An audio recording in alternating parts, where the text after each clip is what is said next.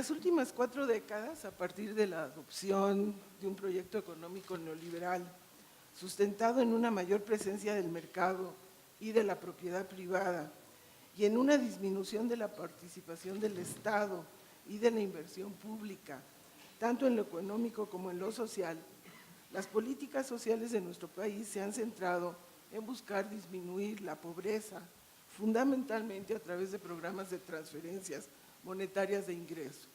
El programa emblemático de esta etapa de política social es el ahora llamado Prospera.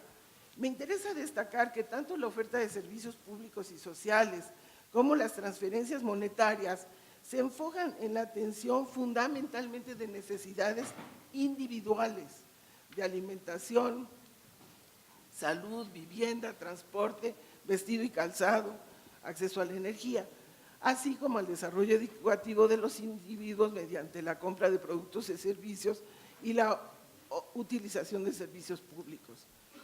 Adicionalmente, el enfoque dominante es de atención a individuos y no a familias o grupos. Las personas son consideradas como beneficiarios de los programas sociales de gobierno y no como titulares de derechos, de manera que no son programas que construyan ciudadanía social.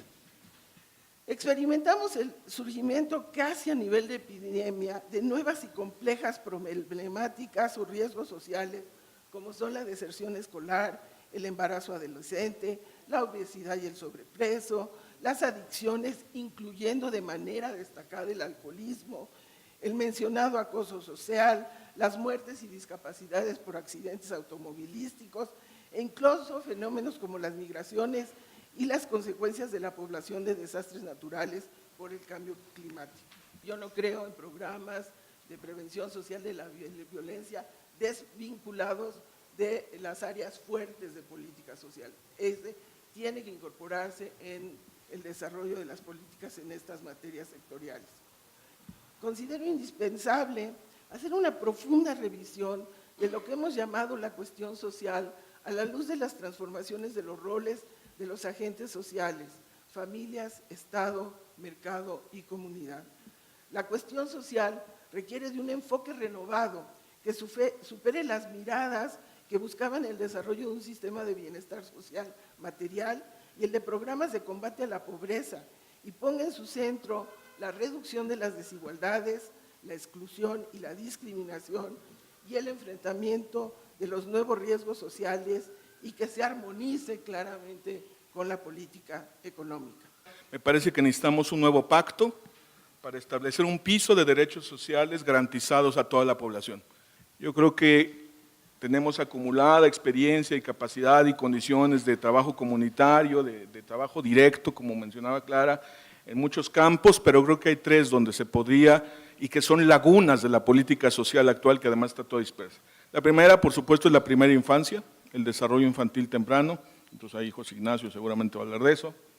La segunda es la política de juventud, que por supuesto no es solo deporte, cultura y rock and roll, tiene que ver mucho más con formación, y con una segunda oportunidad para los jóvenes, y el fomento a la economía social.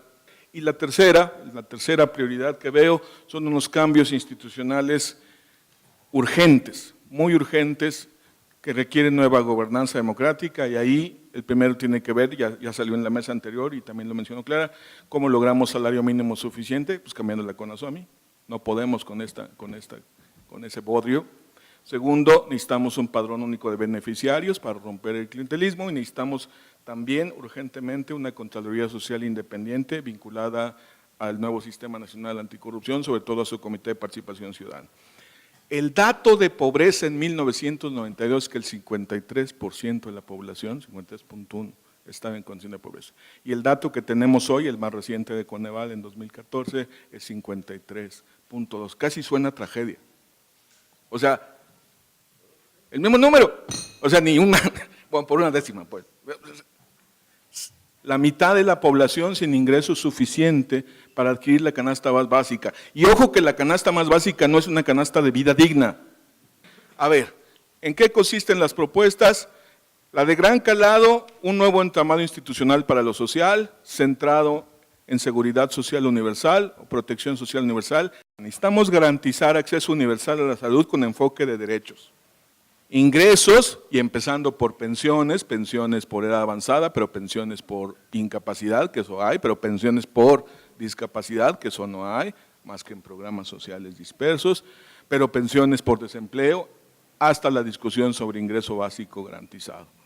Tercero, los sistemas de cuidado, que mal llamadas guarderías, pero que en realidad tiene que ver con el cuidado infantil, con la condición de que hombres y mujeres pueden incorporarse a los mercados laborales, sabiendo que sus hijos o sus adultos mayores o sus personas enfermas tienen un espacio o una forma, porque no por fuerza es un espacio.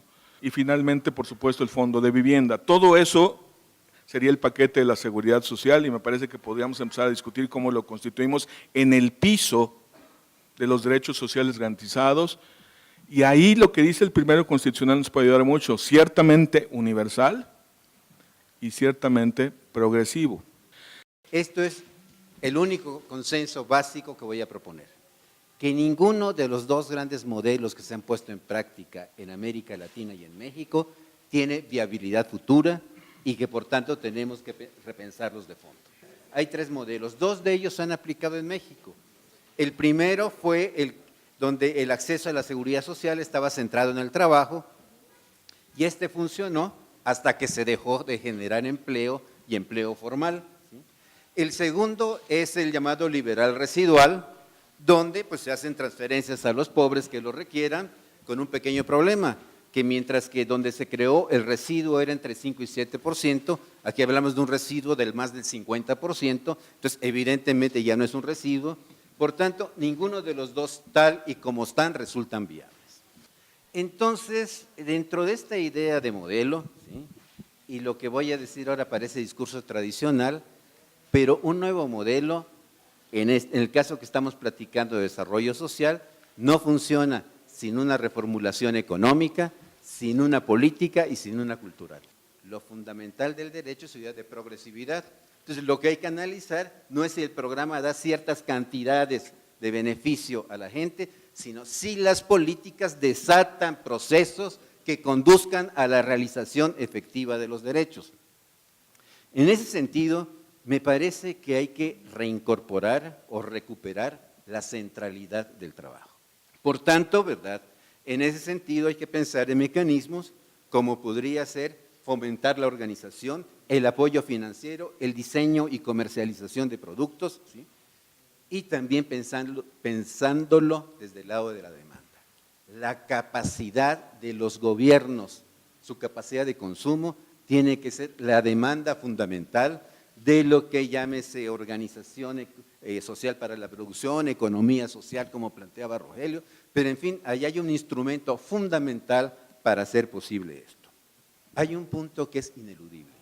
Ningún cambio en los programas de desarrollo social es posible sin una transformación de la contribución. A mí me preocupa mucho que hoy la oferta principal de los partidos sea de derecho de izquierda, de decir, y no vamos a aumentar los impuestos. No, por supuesto que hay que aumentar los impuestos. El pacto hay que hacerlo en el sentido de quiénes pagarán más y quiénes pagarán menos. Ahora, en todo esto, y lo dejé al final, en todo esto es clave las organizaciones de la sociedad civil. No como sucedáneos de la acción gubernamental, no como prestadoras de servicios, sino como acompañantes de todo el proceso de construcción y ampliación de los derechos, porque eso es lo que sí saben hacer. Y que entonces cuando se pongan a trabajar en diversos campos, no sea para suplir la acción de vida de los gobiernos, sino justamente para acumular experiencias para experimentar y los resultados de esas buenas experiencias convertirlos en derecho. Creo que el asunto de la política social no puede disociarse de la política económica, donde efectivamente es donde se necesita un replanteamiento del modelo, un replanteamiento de fondo, pero no solamente en el modelo económico, sino también hoy, y aquí retomo, pues tanto lo que ha dicho Manuel, Clara, como el propio Rogelio, tiene que haber un cambio también de régimen político, porque hoy lo que está rigiendo la política social es la política, no la pretensión de combatir la desigualdad. Yo sostengo, retomando la experiencia del Estado de México, que hoy la compra del voto no se da en el proceso electoral ni el día de la jornada electoral. La compra del voto es un proceso que desarrollan los distintos gobiernos, federal, local, municipal y los propios partidos, a lo largo de toda la gestión gubernamental. Porque el condicionamiento del apoyo de la transferencia económica a los sectores más desprotegidos, pues es la naturaleza propia del programa social. Y el mejor indicador lo da el propio Coneval. Cada año se invierten más recursos para combatir la pobreza y cada año tenemos más pobres. Entonces se requiere un replanteamiento más de fondo, en donde tenemos que romper, yo creo que uno de los ejes fundamentales, más allá, como lo señalaba Manuel Canto, de regresar como eje articulador a la centralidad del trabajo, al desarrollo del sistema de seguridad social, que es muy importante, es romper con los instrumentos de la cadena corporativa que ha permitido esta situación. Esa lógica de que el mercado, el desarrollo de la competencia y la productividad iba a generar los mecanismos de combate a la desigualdad, pues fue una visión equívoca. Porque ahí mencionaron en la escuela, y de esto parte la culpa también Carlos Tello, que estuvo en la mesa anterior y en su libro La disputa por la nación, ahí mencionaron que el mercado, la lógica del mercado es la acumulación, no el combate a la desigualdad. Hay que hacer un cambio de modelo político, porque mientras a los partidos y a los gobiernos les sea muy rentable tener esta beta tan grande de pobres, pues es un gran negocio en donde pues de gran rentabilidad que no les interesa revertir. Además de un enfoque de derechos humanos en las políticas sociales, hay que incorporar un enfoque de género y un enfoque de interculturalidad. Hay muchas políticas sociales que lo que hacen es reforzar los roles tradicionales que tienen las mujeres en lugar de fortalecer su autonomía económica de toma de decisiones y su autonomía física, y creo que ahí hay un enorme reto. Yo lo que añadiría que no se ha puesto sobre la mesa es el tema de alternativas propias de desarrollo para los pueblos y comunidades indígenas. O sea, la política hasta el momento social para pueblos indígenas ha sido obviamente paternalista, asistencialista, y no ha sido de generar sus propias alternativas de desarrollo. Tenemos una política absoluta de despojo de las comunidades indígenas de sus territorios por un modelo económico extractivista. Y yo creo que ahí hay que repensar y hay que hacer una serie de políticas al respecto, obviamente todas de carácter progresivo. Me parece innegable, ¿no?, el asunto de los derechos humanos como centro de la política social, y que se desprenda de ahí pues una tesis, toda una elaboración centrada, como dice Rogelio, creo bien, en el sistema de salud, que es, digamos, donde choca y donde se desfonda la economía pues de los más pobres normalmente, ¿no?